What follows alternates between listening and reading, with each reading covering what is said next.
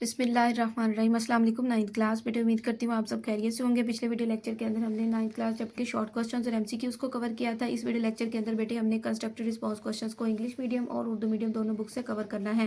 बेटे ये सारे क्वेश्चन इंग्लिश मीडियम और उर्दू मीडियम बुक से जो है वो मैंने इन नोट्स के अंदर राइट किए हुए हैं। इतनी आसान वर्डिंग में मैंने आपके लिए ये नोट्स बनाए हैं कि अगर आप यहाँ से याद करते हैं तो आपके इंशाअल्लाह ताला बोर्ड के अंदर फुल मार्क्स आएंगे, क्योंकि इसको मैंने बोर्ड पैटर्न के हिसाब से स्केच किया है।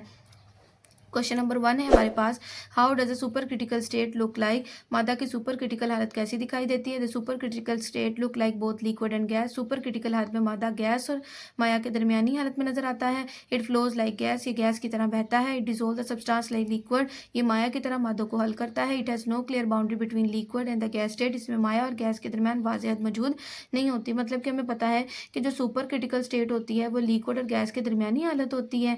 तो ना ही हम उस हालत के अंदर कह सकते हैं कि जो मैटर है हमारे पास मुकम्मल तौर पर लिक्विड की स्टेट में है, और ना ही हम कह सकते हैं कि मैटर जो है हमारे पास मुकम्मल तौर पर गैस की स्टेट में मौजूद है। नेक्स्ट हमारे पास क्वेश्चन है, in what way is plasma created in the fluorescent tube. Fluorescent tube में प्लाज्मा कैसे वजूद में आता है। Plasma is created in the fluorescent tube, plasma fluorescent tube में तब बनता है जब electricity passes through a low pressure gas, जब कम दबाव वाली गैस में से बिजली गुजारी जाती है तो हमारे पास क्या होता है, ट्यूब के अंदर प्लाज्मा बन जाता है। अब प्लाज्मा के बारे में मैंने आपको बेटे बताया हुआ है कि प्लाज्मा जो है वो मैटर की फोर्थ स्टेट को कहते हैं। बनती है जब गैस को हाई प्रेशर और हाई टेम्परेचर पर हीट करते हैं तो उसके अंदर से जो क्या होता है, गैस के अंदर जो एटम या मॉलिक्यूल्स मौजूद होते हैं उनके अंदर बाहर आ जाते हैं, और जिसकी वजह से फ्री इलेक्ट्रॉन होने की वजह से वहाँ से ट्यूब के अंदर से करंट फ्लो करना शुरू कर देता है और ट्यूब जो है वो ग्लो करना शुरू कर देती है। तो इलेक्ट्रिसिटी आयनाइजेस द गैस, बिजली गैस को आयनाइज कर देती है। The gas changes into the plasma state, gas plasma की हालत में तब्दील हो जाती है। The plasma produce light, plasma रोशनी पैदा करता है। सो द ट्यूब ग्लो, जिसकी वजह से जो ट्यूब है वो ग्लो करना शुरू कर देती है। बेटे हमने 2 क्वेश्चन जो है इंग्लिश और उर्दू मीडियम बुक से कर लिए हैं। अब जो थर्ड क्वेश्चन है बेटे ये हमने बुक से ही करना है। थर्ड क्वेश्चन है हमारे पास, most of the molecules we study in our biochemistry are organic in nature, where does the difference exist in organic and biochemistry branches of chemistry. अब इस क्वेश्चन को अगर हम उर्दू मीडियम की बुक से रीड करते हैं तो क्वेश्चन है हमारे पास, बायोकेमिस्ट्री में जेरे मुताला ज़्यादातर कंपाउंड ऑर्गेनिक कंपाउंड कहलाते हैं, तो फिर बायोकेमिस्ट्री ऑर्गेनिक केमिस्ट्री इस शाखों में फ़र्क क्या है, इसको हमने जो है वो एक्सप्लेन करना है। बुक के अंदर आपने जहाँ पर हमने ब्रांचेज ऑफ केमिस्ट्री की थी वहाँ पर आ जाना है। यहाँ पर बेटे सबसे पहले आपने क्या करना है कि ऑर्गेनिक केमिस्ट्री की यहाँ से लेकर यहाँ तक आपने एज अ डेफिनेशन कर लेना है। ठीक है, आपने सबसे पहले इस तरीके से लाइन लगानी है, एक साइड पे बायोकेमिस्ट्री और एक साइड पे आपने ऑर्गेनिक केमिस्ट्री लिखना है। सबसे पहला जो पॉइंट होगा वो दोनों की डेफिनेशंस का होगा, और सेकंड पॉइंट पे आपने इंपॉर्टेंस लिख देना है। ठीक है, इंपॉर्टेंस का पॉइंट होगा यहाँ पर आपने सबसे पहले यहाँ से लेकर यहाँ तक आपने इसकी डेफिनेशन कर लेनी है, और फिर यहाँ पर वही स्टडी द स्ट्रक्चर, यहाँ से लेकर यहाँ तक इसकी इंपॉर्टेंस कर लेनी है। सेम इसी तरीके से बेटे आपने बायोकेमिस्ट्री के अंदर भी यहाँ से लेकर यहाँ तक डेफिनेशन कर लेनी है, और यहाँ से लेकर यहाँ तक इसकी इंपॉर्टेंस को कवर कर लेना है। इस तरीके से बेटे ये आपका जो है क्वेश्चन कवर हो जाएगा और बहुत अच्छे मार्क्स आएंगे आपके। फिर उसके बाद बेटे उर्दू मीडियम से इस क्वेश्चन को देखते हैं। उर्दू मीडियम के अंदर भी बेटे आपने जो है ब्रांचेज ऑफ केमिस्ट्री को देखना है। इसके अंदर सबसे पहले आपने ऑर्गेनिक केमिस्ट्री की यहाँ से लेकर बेटे यहाँ तक डेफिनेशन के तौर पर इसको करना है, और यहाँ से लेकर यहाँ तक आपने इसकी अहमियत के तौर पर करना है। फिर इसी तरीके से बायोकेमिस्ट्री के अंदर भी आपने यहाँ से लेकर यहाँ तक इसको डेफिनेशन का 1 पॉइंट करना है क्लियर, और उसके बाद यहाँ से लेकर यहाँ तक आपने इसकी इंपॉर्टेंस के पॉइंट को क्लियर करना है। इस तरीके से बेटे ये आपका क्वेश्चन इंग्लिश मीडियम और उर्दू मीडियम बुक से जो है वो कवर हो जाएगा। नेक्स्ट हमारे पास जो क्वेश्चन है वो है, give the reason of brilliance shone by diamond, can you improve it. Diamond के चमकदार होने की वजह लिखें, क्या आप इसकी चमक को बढ़ा सकते हैं। डायमंड शोर ब्रिलियंस, डायमंड जो है वो चमकदार इसलिए दिखाई देता है because it has high refractive index, क्योंकि जो डायमंड है उसका रिफ्रैक्टिव इंडेक्स और टोटल इंटरनल रिफ्रैक्शन की वजह से और रिफ्रैक्टिव इंडेक्स हाई होने की वजह से जो डायमंड है ना बेटे वो जो है वो बहुत ज़्यादा चमकदार दिखाई देता है।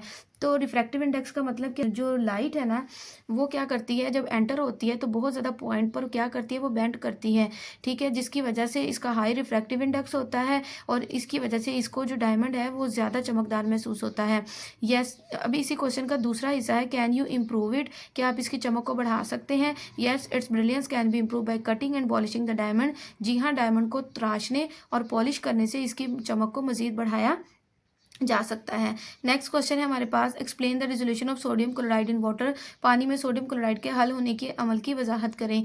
तो यहाँ पर क्या है कि जब हम वाटर मॉलिक्यूल को पानी के अंदर डालते हैं, फॉर एग्जांपल वाटर को हमने एक बीकर के अंदर लिया और उसके अंदर हमने फिर क्या किया, NaCl डाला, तो क्या होगा, the ion separate from the sodium chloride crystal. तो इसके जो सोडियम क्लोराइड होगा ना, इसके क्रिस्टल को पानी के मॉलिक्यूल चारों तरफ से घेर लेंगे, ठीक है। और फिर क्या होगा, जब घेर लेंगे इस सोडियम और क्लोराइड के आयन को, तो ये सोडियम और क्लोराइड के आयन क्रिस्टल से निकलकर क्या होंगे, पानी के अंदर हल हो जाएंगे। The ion spread evenly in the water and form solution.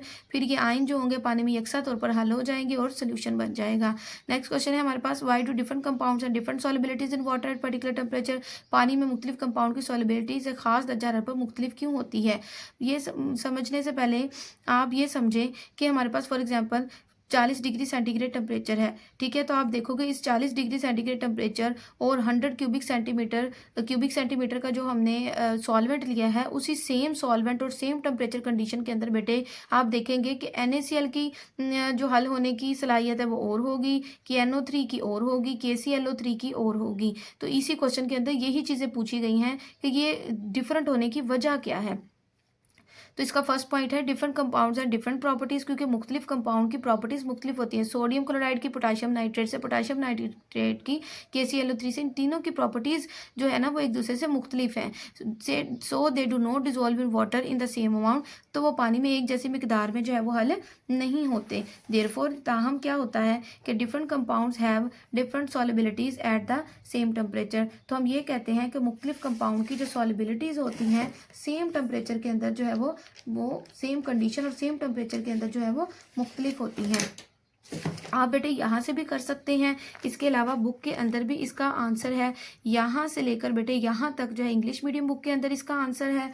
और उर्दू मीडियम के बच्चे जो हैं अगर बुक से करना चाहते हैं तो बेटे वजाहत वाला जो यहाँ से है ना पॉइंट, यहाँ से लेकर यहाँ तक उर्दू मीडियम में इस क्वेश्चन का आंसर है। तो आप चाहें तो बुक से कर लें, चाहें तो आप नोट से कर लें। नोट्स में कुछ ज़्यादा एक्स्ट्रा आसान वर्डिंग के अंदर मैंने इस क्वेश्चन को कवर किया है। नेक्स्ट क्वेश्चन है बेटे हमारे पास, why can NaCl not be crystallize from the water like NO3। Sodium chloride को पोटाशियम नाइट्रेट की तरह पानी से क्यों क्रिस्टलाइज नहीं किया जा सकता।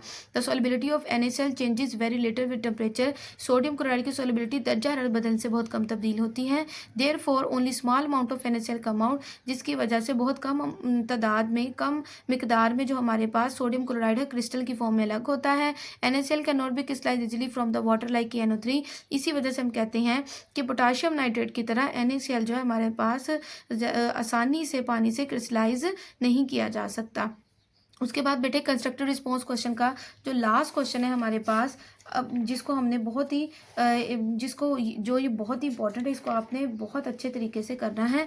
ये क्वेश्चन है हमारे पास कि why graphite is slippery to touch, which properties of graphite enable it to be used as lubricant. Urdu medium में ये क्वेश्चन है कि ग्रेफाइट को हाथ लगाने से फिसलन क्यों महसूस होती है।